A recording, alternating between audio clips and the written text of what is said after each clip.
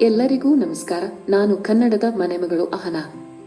ಗುರುವಿನ ಗರಡೆಯಲ್ಲಿ ನಾನು ಒಂದು ಪುಸ್ತಕ ಓದಲು ಶುರು ಮಾಡಿದೆ. ಆ ಪುಸ್ತಕದ ಹೆಸರು ಹಿಮಾಲಯದ ಗುರುವಿನ ಗರಡಿಯಲ್ಲಿ.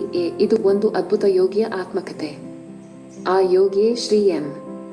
ಅವರು ಮುಸ್ಲಿಂ ಧರ್ಮದಲ್ಲಿ ಜನಿಸಿ ಹೇಗೆ ಹಿಂದೂ ಧರ್ಮವನ್ನು ಅಧ್ಯಯನ ಮಾಡುತ್ತಾರೆ. ಅವರು ತಮ್ಮ ಗುರುವಿನ ಅನ್ವೇಷಣೆಗೆ ತಮ್ಮ 18ನೇ ವಯಸ್ಸಿನಲ್ಲಿ ಹಿಮಾಲಯ ಪರ್ವತದೆಡೆಗೆ ಹೋಗುತ್ತಾರೆ. ಅಲ್ಲಿ ಅವರಿಗೆ ಬೇರೆ ಬೇರೆಯ ಅನುಭವಗಳು. ಒಬ್ಬರು ಆಧ್ಯಾತ್ಮಿಕದಲ್ಲಿ ಎತ್ತರ ಸ್ತರದಲ್ಲಿರುವವರು, ಇನ್ನು ಕೆಲವರು ತಾವೇ ಗುರು ಶ್ರೇಷ್ಠ ಎಂಬ ಗರ್ವ, ಇನ್ನೊಂದಿಷ್ಟು ಜನ ಗುರು ಸಿಗದೆ ಅಲೆದಾಡುವರು, ಮತ್ತೆ ನಾಗಸಂತರು ಮತ್ತಿನ ವಸ್ತು ತೆಗೆದುಕೊಂಡು ಅದರಲ್ಲಿ ಪರಮಾತ್ಮನನ್ನು ಕಾಣುವವರು. ಹೀಗೆ ಅವರ ಗುರುವಿನ ಹುಡುಕಾಟ ಶುರುವಾಗುತ್ತದೆ. ಗುರುವನ್ನು ಹುಡುಕಿ ಅವರ ತಾಳ್ಮೆಯ ಹಂತ ಮೀರಿ ಆತ್ಮಹತ್ಯೆಯ ಕಡೆಗೆ ಹೋಗುತ್ತದೆ. ಆವಾಗ ಶ್ರೀ ಮಹಾವತಾರ ಬಾಬಾಜಿಯವರ ಶಿಷ್ಯ ಶ್ರೀ ಮಹೇಶ್ವರನಾಥ ಬಾಬಾಜಿಯವರು ಅವರನ್ನು ಶಿಷ್ಯರಾಗಿ ಸ್ವೀಕರಿಸುತ್ತಾರೆ. ಆ ಶ್ರೇಷ್ಠ ಗುರು ಒಬ್ಬ ಸರಳ ತಾಯಿಯ ಹೃದಯ ಪ್ರೀತಿಯ ಕಡಲು. ಆ ಮೂರ್ತಿಯೇ ತನ್ನ ಸ್ವಂತ ಮಗುವಿನ ಹಾಗೆ ಅವರಿಗೆ ತನ್ನ ತಾಯಿಯ ಕಾಳಜಿಯಲ್ಲಿ ಎಲ್ಲ ರೀತಿಯ ಆಧ್ಯಾತ್ಮಿಕ ಹಾಗೂ ಯೋಗ ಧ್ಯಾನದ ಆಳವನ್ನು ಹೇಳಿಕೊಡುತ್ತಾರೆ.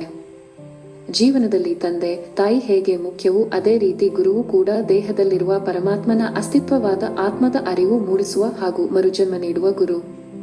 ಅದಕ್ಕೆ ಹಿರಿಯರು ಹೇಳಿದ್ದಾರೆ, ಹರ ಮುನಿದರು ಗುರು ಕಾಯುವ ಎಂದು. ಆ ಗುರುವಿನ ಮಡಿಲಲ್ಲಿ ಆ ಜಗತ್ತನ್ನು ತೋರಿಸುತ್ತಾ ವಿಮರ್ಶೆ ಚರ್ಚೆಯ ಮೂಲಕ ಶಿಷ್ಯನ ಉನ್ನತ ಮಟ್ಟಕ್ಕೆ ಏರಿಸಿದರು. ಅದ್ಭುತ ಅನುಭವಗಳ ಸರಮಾಲೆ ಈ ಪುಸ್ತಕ. ಪ್ರತಿ ಸಾಧಕರಿಗೂ ಮಾರ್ಗದರ್ಶನವಾಗುವ ಪುಸ್ತಕವಿದು.